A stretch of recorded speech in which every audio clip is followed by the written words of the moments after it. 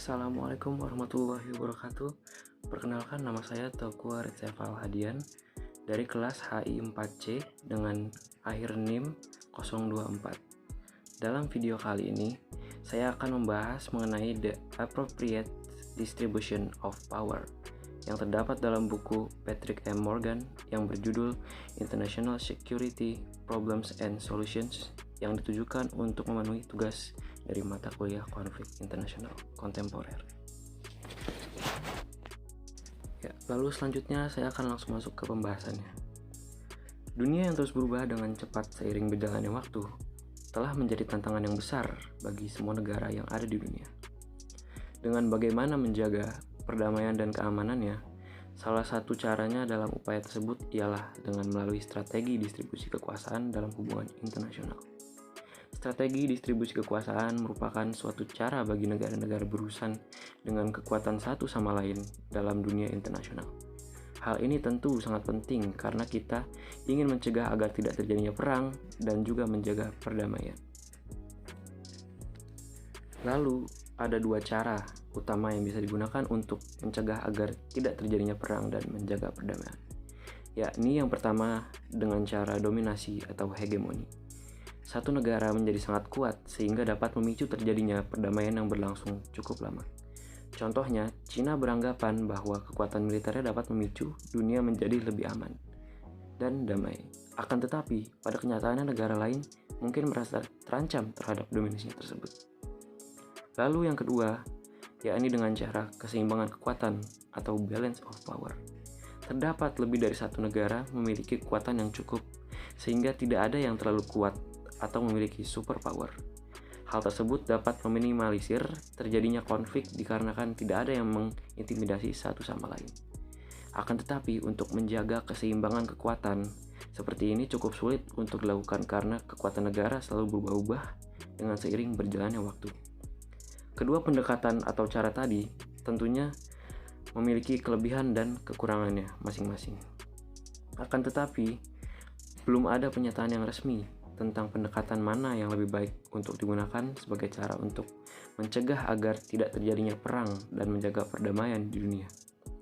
Jadi, pada intinya kita perlu mengerti dengan bagaimana strategi atau upaya ini bekerja dan apa dampak yang terjadi terhadap keamanan internasional. Lalu selanjutnya, ada distribusi kekuasaan dalam konteks internasional. Pada konteks internasional, cara untuk mempengaruhi distribusi kekuasaan tidak jarang melibatkan strategi seperti pembentukan aliansi, peningkatan kekuatan militer sendiri, dan mendukung pihak ketiga untuk dapat menyeimbangkan kekuatan negara yang dianggap sebagai ancaman. Contohnya, negara-negara dapat membentuk aliansi guna meningkatkan kekuatan kolektif mereka dan menunjukkan solidaritas dalam menghadapi suatu ancaman.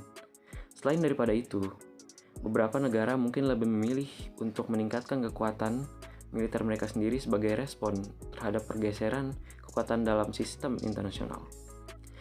Hal ini dapat dilakukan dengan meningkatkan anggaran militer atau pembelian persenjataan yang lebih canggih. Lalu, negara-negara juga dapat mendukung pihak ketiga seperti negara-negara kecil atau kelompok oposisi, bertujuan untuk mengimbangi kekuatan negara yang dianggap mengancam stabilitas regional atau bahkan internasional sekalipun. Selanjutnya yakni distribusi kekuasaan dalam konteks internal negara. Pada konteks internal negara, prinsip distribusi kekuasaan seringkali berhubungan dalam hal menjaga keamanan. Strategi dominasi cukup sering diterapkan oleh pemerintah untuk mempertahankan kekuasaan yang mutlak dan mencegah terjadinya konflik internal. Contohnya, pemerintah mungkin menggunakan kekuatan militer untuk mendominasi rakyat dan mencegah munculnya gerakan pemberontakan. Sedangkan pada lain sisi, strategi keseimbangan dilakukan untuk menjaga distribusi kekuasaan yang seimbang di antara kelompok atau kepentingan dalam masyarakat. Hal tersebut dapat tercapai melalui kebijakan inklusi politik dan sosial, dan pembagian kekuasaan antara pemerintah pusat dan pemerintah daerah. Dengan menjaga keseimbangan kekuasaan dalam masyarakat, negara dapat mencegah agar tidak terjadinya konflik internal yang dapat mengancam keamanan domestik suatu negara tersebut. Lalu yang terakhir, yakni terdapat evaluasi keberhasilan strategi. Evaluasi keberhasilan strategi distribusi kekuasaan dalam mencegah terjadinya perang atau konflik tidak selalu menghasilkan kesimpulan yang pasti.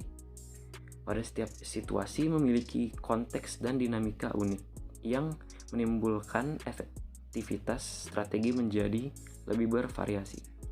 Selain daripada itu, faktor-faktor lainnya seperti senjata nuklir dan faktor subjektif seperti kesombongan atau ketakutan juga dapat mempengaruhi keputusan dalam berperang. Oleh karena itu, sangat penting untuk mempertimbangkan berbagai faktor tersebut dalam hal mengevaluasi keberhasilan strategi distribusi kekuasaan dalam konteks keamanan internasional.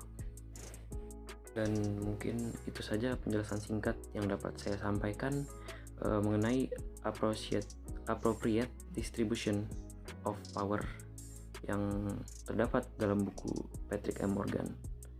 Kurang lebihnya mohon maaf. Wassalamualaikum warahmatullahi wabarakatuh.